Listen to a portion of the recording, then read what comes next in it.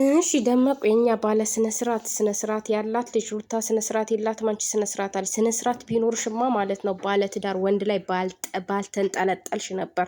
ርካሽ ስለሆንሽ ነው ባለ ትዳር ወንድ ላይ የምትንጠለጠዩ ማለት ነው። አሰላሙ አለይኩም ወራህመቱላሂ ወበረካቱ።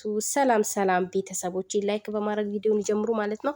እቺ ነፃነት አታፍሪም እንዴ ደግሞ ፊት ለፊቷ ቆመሽ ስትናገሪ? እውነቷን ነው ሩታ ርካሽ ብላሽ ሄደችው ማለት ነው። እውነትም ርካሽ ባትሆኚ ኖሮ ናግ ባለ ትዳር ወንድ እሷ አትሆንህም ከኔ ጋር ሁን እንዴ። እቺ ልጅ እኮ አርግዛለች እንዴ። ባልና ሚስቶች አይደሉም። ውሸት ነው እርግዝና ውሸት ነው ልትይ ነው?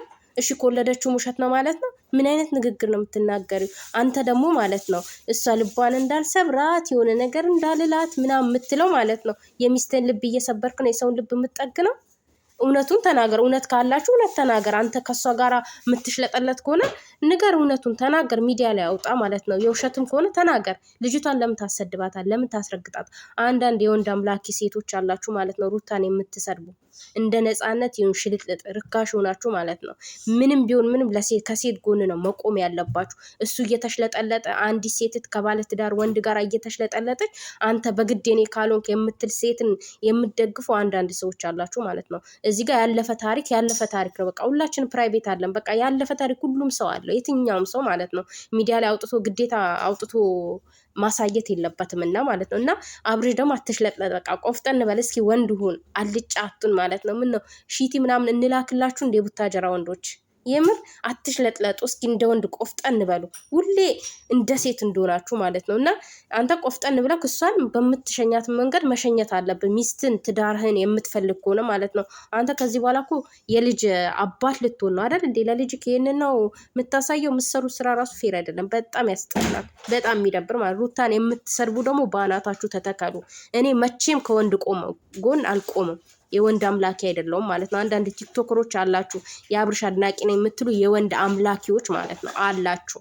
ብዙዎቻችሁ እያየናችሁ ነው ማለት ነው። እያየናችሁ ነው ግን ማለት ነው። አብርሽ ሚስትህንም ትዳርህንም አስከብር። ትዳር ክቡር ነው።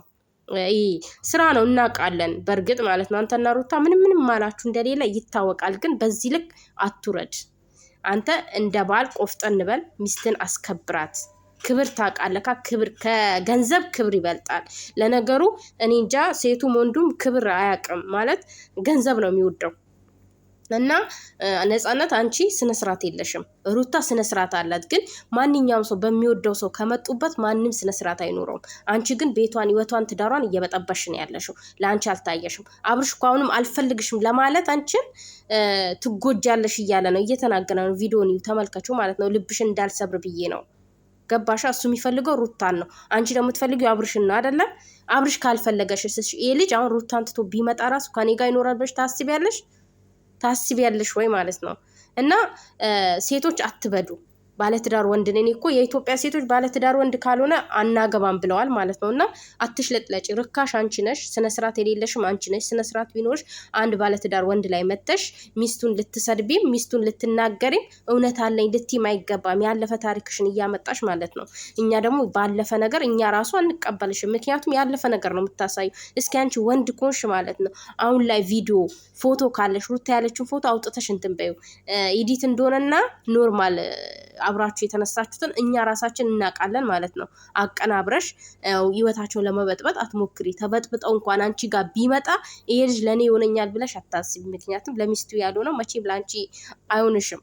እና ራሽን አታርክሽ፣ ርካሽ አትሁኚ ማለት ነው። የኛ ልጅ እኮ ጀግና ናት። አንዴ ደግሞ በጥፊ ብትሰጥሽ ጥሩ ነበር። የትላንቱን ጥፊ በአንቺ ላይ ደግሞ ብትደግመው በጣም ደስ ይለኝ ነበር። ግን አልደገመችው። ምን ያደርጋል? እየጠበቅኩ ነበር እኔ ማለት ነው። እና ይህንን አፍሽን አትክፈቺ። ወደ መጣሽበት በስነ ስርዓት ተመለሽ። ልጃችንን እንዳትነኪያት፣ እንዳታስቀይሚያት ነግሬሻለሁ።